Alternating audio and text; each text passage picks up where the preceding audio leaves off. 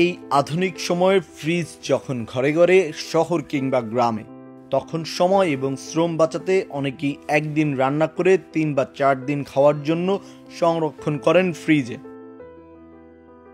আবার একবার রান্না করা খাবার পুনরায় গরম করে খাওয়ার অভ্যাস তো আমাদের আছেই, বিশেষ করে ঢাকা শহরের ব্যাচেলরদের।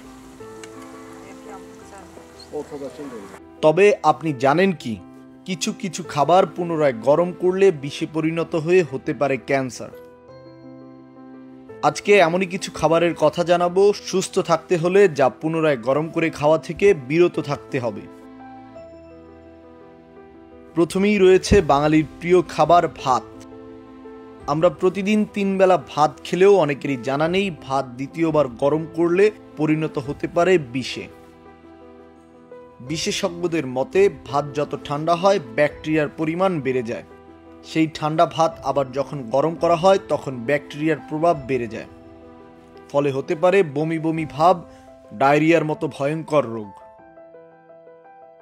বিশ্বের ন্যায় বাংলাদেশেও জনপ্রিয় পানীয় চা। এদেশের রাস্তার মোড়ে মোড়ে যেন চায়ের দোকান থাকতেই হবে।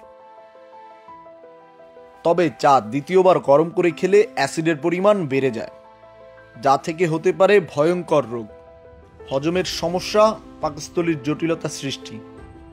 ফলে চা কখনোই দ্বিতীয়বার গরম করে খাওয়া উচিত নয়। আলু নিয়ে রয়েছে নানা কথা।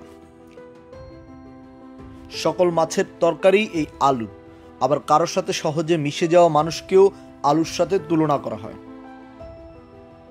তবে রান্না করা আলু দ্বিতীয়বার গরম করলে এর পুষ্টিগুণ নষ্ট হয়ে যায় এবং দীর্ঘ সময় ফ্রিজে রাখলে তা বিষাক্ত হয়ে যায়। ফলে আলুর তরকারি বারবার গরম করে খাওয়া উচিত নয়। বাংলাদেশে প্রোটিনের চাহিদা মেটানোর অন্যতম ডিম।